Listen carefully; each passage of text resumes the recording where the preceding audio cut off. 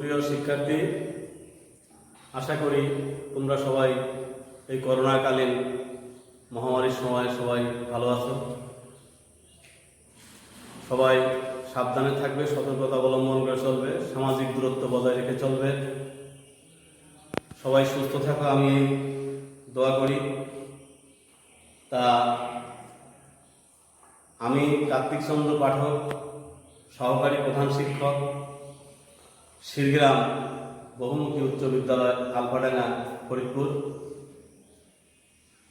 আমি আজ অষ্টম শ্রেণীর শিক্ষার্থীদের গণিত বিষয়ে অনুশীলনী 2.2 নিয়ে আমি আজ তোমাদের সাথে আলোচনা করব। তাই এই প্রশ্নমালার আলোচনা করতে গেলে আমাদেরকে প্রথমে সূত্রের সাথে পরিচিত হতে হবে।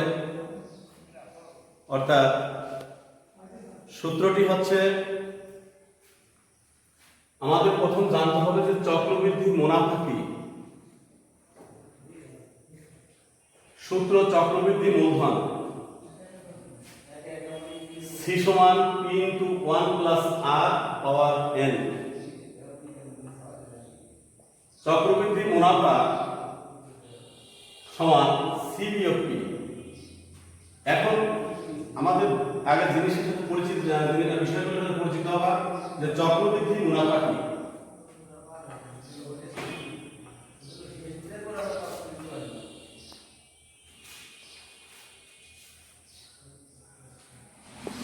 চক্রবৃদ্ধি মুনাফা হচ্ছে প্রতি বছর বৃদ্ধিপ্রাপ্ত মূলধনের উপর যে মুনাফা হিসাব করা হয় তাকে চক্রবৃদ্ধি মুনাফা বলে। বৃদ্ধিপ্রাপ্ত মূলধনের উপর যে মুনাফা হিসাব করা হয় তাকে চক্রবৃদ্ধি মুনাফা বলে। চক্রবৃদ্ধি মূলধন C সমান P × 1 + R পাওয়ার n। এখন তোমাদের যে বিষয়ের সাথে পরিচিত হতে হবে, C দ্বারা কি বোঝায়? চক্রবৃদ্ধি মূলধন।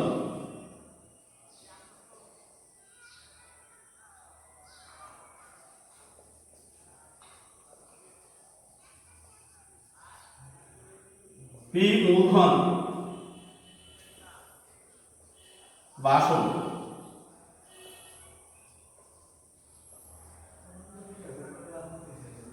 R দ্বারা বোঝায় মুনাফার হার। n সমান সময়। n দ্বারা বোঝায় সময়। তাহলে আমরা এগুলোর সাথে পরিচিত হই।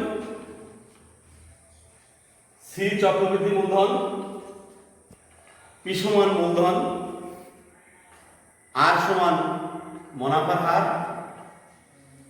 n হচ্ছে সময়। তা আমরা এখন তোমাদের অনুশীলনী 2.2 এর 7 নম্বর যে অঙ্কটি আছে, এই অঙ্কটি আমরা দেখি কি আছে। এখানে আছে বার্ষিক 10% মুনাফায় 8,000 টাকার 3 বছরের চক্রবৃদ্ধি মূলধন নির্ণয় করে। তা এই অঙ্কটার সমাধান করতে গেলে আমাদেরকে প্রথম এই সূত্রটা লক্ষ্য করতে হবে যে চক্রবৃদ্ধি মূলধনের সূত্র কি। তা আমরা অঙ্কটা করা শুরু করি। প্রথমে সমাধান লিখি। আমরা জানি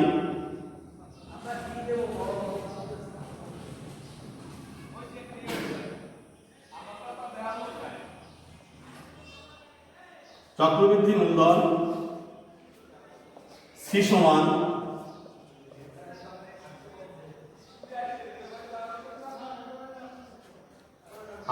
চক্রবৃদ্ধি মূলধন C সমান P × 1 + R পাওয়ার n। তা তোমরা সবাই এই সূত্রটা আমি প্রথমেই তোমাদের লিখে দেখাইছি, তোমরা অবশ্যই এটার দিকে লক্ষ্য করেছো। তাহলে তুমি তোমরা দেখো যে আমি যে কথাগুলো বলছি যে সি দ্বারা কি বোঝাইছে চক্রবৃদ্ধি মূলধন, পি দ্বারা বোঝাইছে মূলধন বা আসল, আর দ্বারা বোঝাইছে মুনাফার হার, এন হলো সময়। তা তোমার এই অঙ্কটার ভিতরে এই যে বার্ষিক 10% মুনাফা, অর্থাৎ এইটা তোমার কি মুনাফার হার, অর্থাৎ আর এর মান। আমি বলছি মুনাফার হার মানে শতকরা মুনাফার হার, যেহেতু এখানে পার্সেন্ট আছে। আর 8,000 টাকা, 8,000 টাকা হচ্ছে আমার আসল, অর্থাৎ এটা হচ্ছে আমার পি এর মান। এখানে পি সমান 8,000 টাকা, মানে আমার আসল বা মূলধন 8,000 টাকা। এর দ্বারা কি বোঝাচ্ছে? এর দ্বারা বোঝাচ্ছে সময়। সময় এখানে কত আছে? 3 বছর। এন সমান হচ্ছে 3 বছর। আর দ্বারা কি বোঝায়? মুনাফার হার, অর্থাৎ আর সমান 10%। 10% মানে আমরা কি লিখতে পারি? ওই পার্সেন্টের জন্য আমরা 100 দিতে পারি, 10/100 লিখতে পারি। আর সমান 10% মানে 10/100। তাহলে এই মানগুলো এখন আমরা এই সূত্রতে বসাই দেব। তা আমরা সূত্রটা আবার লিখি, সি সমান পি ইন্টু 1 প্লাস আর পাওয়ার এন। এখানে আমরা মানটাকে বসাবো। পির মান কত আছে? 8,000। 1 প্লাস আর এর মান কত পাইছি আমরা? এখানে আমরা কি করে নিতে পারি? কাটাকাটি করে নিতে পারি। 10 10 100, অর্থাৎ উপরে একটা 1 ধরব, নিচে 10। তাহলে আর এর মান সহজ হয়ে গেল, দেখা 1/10। আর এন এর মান কত পেয়েছো? 3। এটা টাকা। এখন এটা বসাবো টাকা, যেহেতু মান বসালাম। তাই এখন আমরা পরে দেখি কি করি। এই পাশে আমরা লিখি 8,000 ঠিকই থাকলো। এখানে তোমার 1 যোগ এখানে যে 1/10 আছে, এটা তুমি এভাবে লিখতে পারো। এভাবে লসাগু তুমি 10 ও নিতে পারো। তাহলে 10 অক্ষে 10 যোগ 1, আমাদের পাওয়ার এখানে 3 আছে, সমান 8,000। 10 আর 1 11/10 পাওয়ার 3 টাকা, সমান 8,000। আমরা এই 11কে যেহেতু 3 বার আছে, 11কে আমরা 3 বার লিখতে পারি। আর 10 ওইখানে 3 বার লিখতে পারি আমরা টাকা।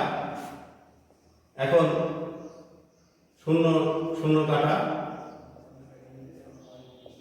তাহলে আমার কি থাকলো? 8 ইন্টু 11 ইন্টু 11 ইন্টু 11। তা 11 হচ্ছে 2টা 11 প্রথম গুণ করো। তোমরা ক্যালকুলেটর ব্যবহার করতে পারবা, সাইন্টিফিক ক্যালকুলেটর বাদে। তা 11 করে গুণ করলে 121, 121 রে 88 দিয়ে গুণ করলে কত হয়? এটা আমরা একটু দেখি, পাশে গুণ করে আমরা দেখি কত হয়। 8 অক্ষে 8, 8 দুগুণে 16, 6 হাতে 1, 8 অক্ষে 8 আর 1 9, 1 ঘর কাটা। 8 অক্ষে 8, 8 দুগুণে 16, 7 আমার 1, 8 অক্ষে 8 আর 1 9, 8 8 আর 6 14, 7 1, 9 আর 6 15 আর 1 16, 7 1, 9 আর 1 10। অর্থাৎ 1648 টাকা। এটা হচ্ছে আমাদের চক্রবৃদ্ধি মূলধন স্থির মান। তা তোমার অঙ্কটা কি চাইছে? তোমার 3 বছরের চক্রবৃদ্ধি মূলধন আমাদের নির্ণয় করতে বলছে। তাহলে আমরা চক্রবৃদ্ধি মূলধন স্থির মান পেয়ে গেলাম। কত পেয়ে গেলাম? তোমার 10,648 টাকা। প্রথমে আমরা ক্যালকুলেটর দিয়ে গুণ করছি 11 বার 121, 121কে 88 দিয়ে, এই যে 8 11 88 তাতে গুণ করছি।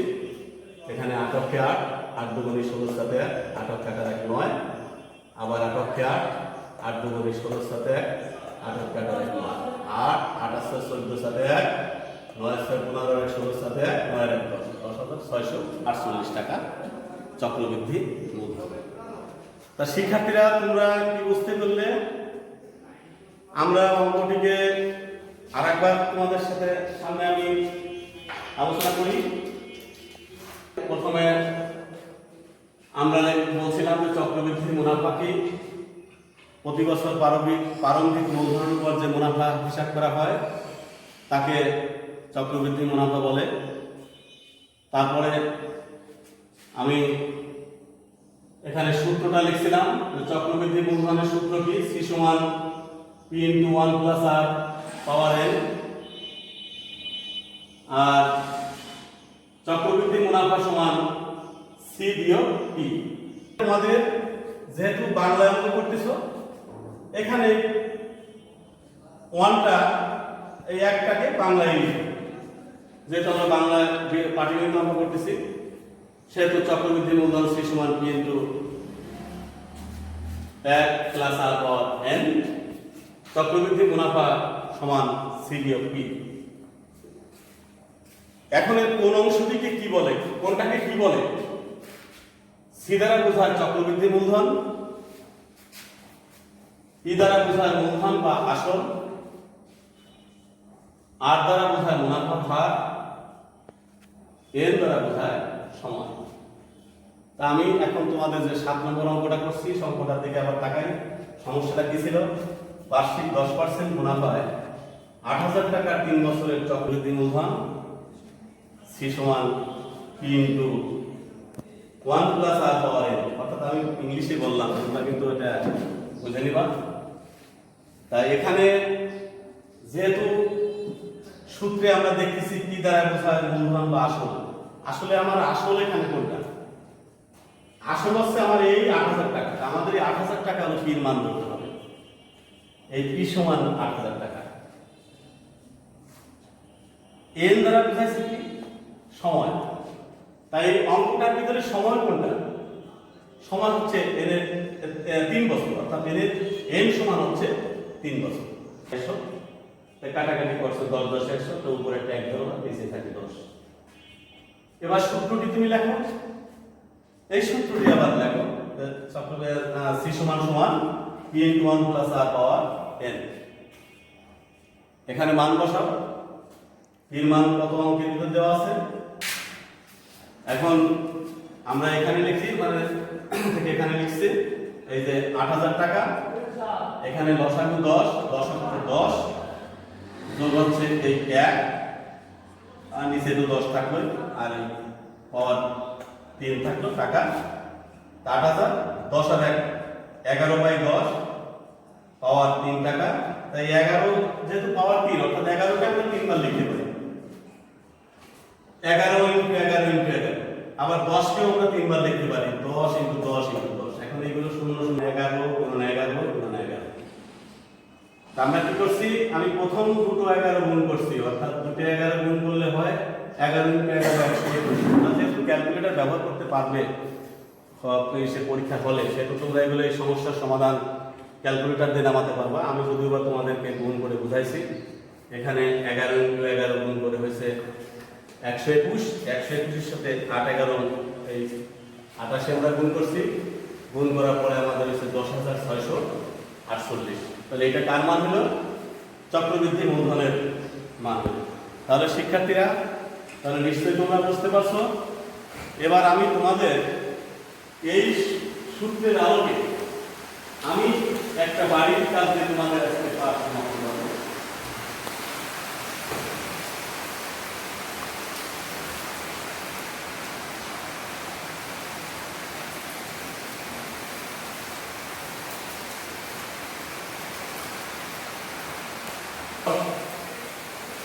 পার্সেন্ট মুনাফায় ৫,০০০ টাকা ২ বছরে